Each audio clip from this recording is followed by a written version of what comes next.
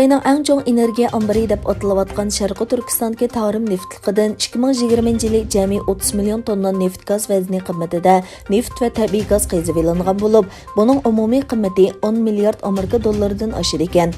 Bu Xitayning 2020 yili dengizdan qazib olgan 1 yillik neft miqdorining yarmiga to'g'ri keladi ekan. Xitay xəvərləri to'rining 22 dekabrdagi xabarda aytilishicha, Xitay hukumatining neft sanoati sharqiy qismda muqimlik, g'arbiy qismda taraqqiyot degan strategiya bo'yicha Uyg'ur diyorida neft qazib kelmoqda ekan.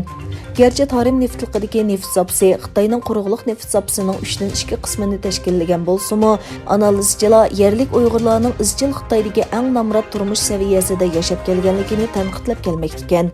Yana ba'zilar bo'lsa Xitoy hukumatining Uyg'urlarni bostirishini neft boyligining qo'ldan ketib qolishidan andisha qilganlik deb qaramoqda ekan.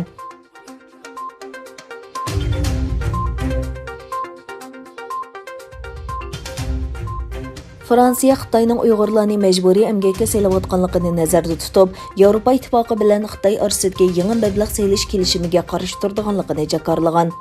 Францияның ташқы сода ва мәбләғ министрлыгының вәкилі Франк Ристер Le Monde гезитінің зияртыны қабыл қылғанда мұндақ деген.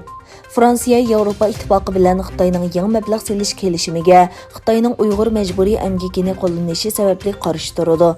Bu navbatli kelishim Xitoy bilan bo'lgan mablag'ni qayta tamponlashtirishda muhim bir qadam. Biroq Beijing xalqaro shartnomalardagi va'dalarni to'liq o'rinlamadi.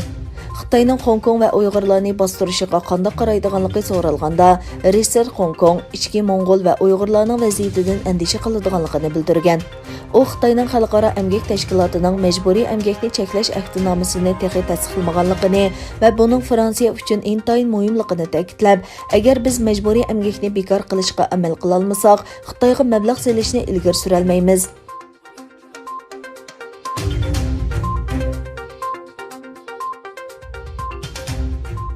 Bir 1989 yılı 6. ayda Beijing'deki Tiananmen meydani vəqəsidin keyinki 7 dövlət guruhi başlıqlar yığınında Yaponiyanın Xitayni cazalash qararıغاقارشى تۇرغانلىق aşkarlandı. Kyoto agentligining aşkarlanmagan xotirlarga asoslangan dokladga qaraganda, Yaponiya 1989 yılı 7 ayının 14 kundan 16 kunigacha Parijda o'tkazilgan G7 başlıqlar yig'inida Xitoyga jazo yurgizish qaroriga qarshi turgan. Maxfiy hujjatda davlatimiz G'arbning demokratiya va erkinlik qatorliq universal qimmat qarashini qo'g'daydi deyilgan bo'lib, Xitoyning Tiananmendagi kishilik huquqi xiris qilish orqali o'quvchilar va fuqarolarga besim shiltishning qabul qilg'ili bo'lmaydiganligi ta'kidlangan. Hujjatda qo'shni davlatning siyosiy hokimiyatining Yaponiyaning siyosiy tuzumi bilan o'xshamaslik borligi va Xitoyning bostirishining ichki ish deb qaralganligi aytilgan. 1989 yılı 7. ayda bir yerga jam bo'lgan va Fransiya prezidenti sohibxonlik qilgan G7 davlatlari Angliya, Kanada, Fransiya, Italiya, Yaponiya, Amerika va G'arbiy Germaniya 15 iyul birlashma xitobnomasida Xitoyni ayblagan. Lekin Yaponiya qo'llamaganligi uchun xitobnomada Xitoyni jazolash tilg'ilanmagan.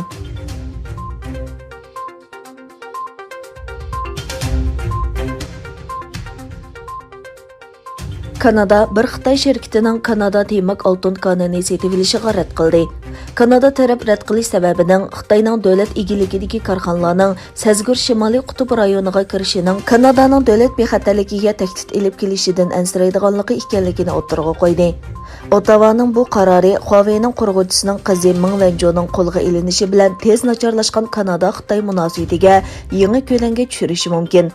Xitoy Tashqi ishlar ministrligining bayonotchisi Zhao Lijian chorshanba kuni Kanada hukumatining qaroriga javoban normal savdo hamkorligini siyosiylashtiradigan va davlat bexatarligi sababidan siyosiy aralashish bilan shug'ullanadigan har qanday harakat qatta degan.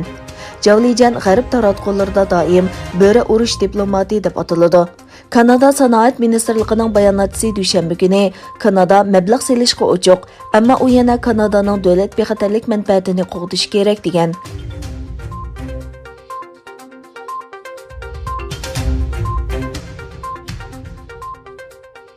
Amerika Tashqi ishlar ministrligi Suriya prezidenti Bashar Asadning ayoli Asma Asad va uning oilasidagilarni jazolashni qaror qildi.